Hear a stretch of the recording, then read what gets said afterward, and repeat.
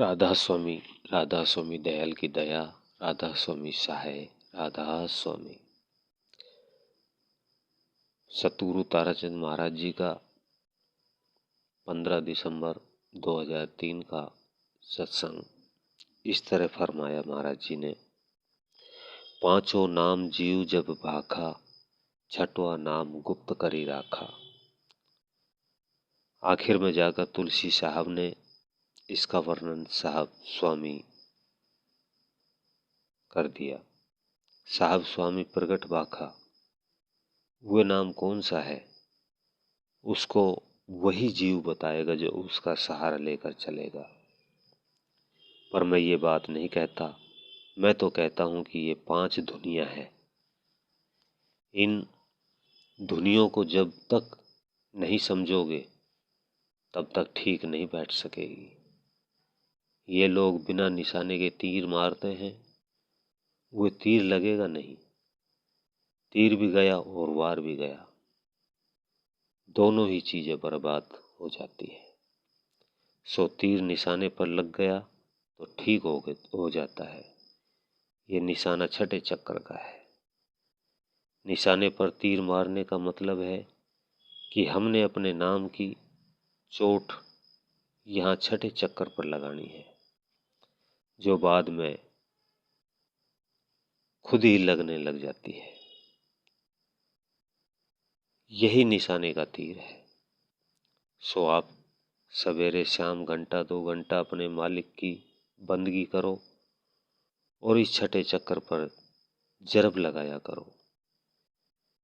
इस जगह पर जब जरब लगनी शुरू हो जाएगी तो शांति भी आ जाएगी और किसी तरह की अशांति नहीं रहेगी। मतलब मैं यही एक बात बताई जाती है कि संत मत केवल उन्हीं लोगों के लिए है जो रोज रोज का रोना पीटना नहीं करना चाहते। रोज रोज का रोना पीटना ही करना है तो संत मत में मत जाओ। फिर तो उन्हें स्वर्ग और बैकुंठ में ही जाना चाहिए। ब्रह्मलोक, पितरलोक, इंद्रलोक में भोग भोग कर फिर यहाँ आ जाओगे। पर जिन पर संत सतगुरु दया करते हैं वो वापिस यहाँ नहीं आते। 3 जन्मों तक उन्हें जरूर उस घर पहुंचना होता है। मेरी गीता सुनी हुई है। कृष्ण जी ने ऐसी बात कही है। अर्जुन ने कृष्ण जी से कहा कि महाराज, बादलों की घटा चढ़ाई है और हवा से ये बादल फट भी गए हैं। इसी तरह अगर योगी योग अभ्यास करता करता चोला छोड़ता है तो क्या उसकी योग क्रिया भ्रष्ट हो जाएगी? कृष्ण जी ने कहा नहीं। जैसे हवा ने इन बादलों को तितर बितर कर दिया है, उसी तरह जब अभ्यासी चोला छोड़ता है तो सारी बातें नहीं बताता हूं मैं तो केवल सारी बताता हूं। जब उसके चोला छोड़ने पर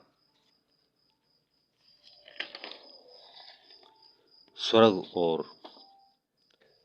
बैकुंठ सजा के तौर पर देता हूं। यह तुम्हारी गीता का वचन मेरा सुना हुआ है। स्वर्ग और बैकुंठ सजा में मिलते हैं। फिर जब उसको दूसरा जन्म मिलता है तो उसको बड़े खानदानी घर में जन्म देता। वह बड़ा विद्वान भी बनेगा। जिस जगह उसने अपनी क्रिया को छोड़ा था वहीं से फिर लग जाएगा और संत मत में सीधी बातें आ जाती है। कईयों की नाम लेते ही सूरज चढ़ पकड़ जाती है और बहुत जल्द अभ्यास कर जाते हैं। इससे ये समझ लो कि उनका पिछले जन्म का किया हुआ काम था। कई ऐसे जीव होते हैं जो अभी आकर नाम तो लेते हैं, उनको लगन इतनी नहीं होती है बीज तो डाल दिया गया है, वह अगले जन्म में अभ्यास करेंगे और फिर उससे अगले जन्म में भी करेंगे। उसकी और मिसाल देता हूँ, बताता हूँ। एक आदमी के पास 99 रुपए हैं और दूसरे के पास केवल 1 रुपया है।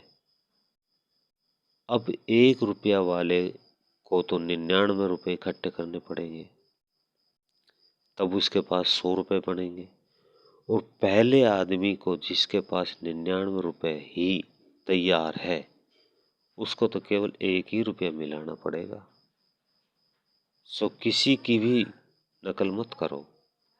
कईयों का नाम लेते ही बड़ा अभ्यास बन जाता है, क्योंकि उनके पास पहले की पूंजी होती है और केवल 1 ही रुपया मिलाना होता है। सो उनका तो भजन जल्दी ही बन जाता है। जिसके पास पहले की कोई पूंजी नहीं है, पूंजी जोड़नी अभी शुरू की है, तो उन्हें ज़्यादा काम करना पड़ता है। पर एक बात है, जिस वक्त मैंने महाराज जी से नाम लिया था, उस वक्त एक भाई ने मुझसे कहा, तो अगले जन्म में बड़ा भागी गुरु बनेगा और तुम्हारा काम भी अगले ही जन्म में पूरा होगा। मैंने उससे आश्चर्य से पूछा, क्या अगले जन्म में काम पूरा होगा? उसने कहा, हाँ, अगले जन्म में काम पूरा होगा। उस वक्त मुझे शालिग्राम की बात याद आ गई। शालिग्राम जी से किसी ने ये कह दिया कि शालिग्राम, तेरा काम 12 वर्ष में बनेगा। शालिग्राम जी देश में आकर कहा, उसकी ऐसी की तैसी, मैं 12 महीने में बना कर दिखाऊंगा। 12 वर्ष में तो पता नहीं क्या का क्या हो जाएगा, 12 महीने में करके दिखा दूंगा। मैंने कहा कि हम भी उसके पोते पड़पोते हैं, अगर काम बनेगा ही तो इसी जन्म में बनेगा, अगला जन्म किसने देखा है। मैं उस बात को अपनी जुबान से कहना नहीं चाहता। हे सत्संगियों, इंसान क्या नहीं कर सकता। आप सुन रहे थे सतगुरु ताराचंद महाराज जी का ये सत्संग। सो आगे सुनने के लिए वीडियो को लाइक करें, चैनल को सब्सक्राइब करें। राधा स्वामी जी।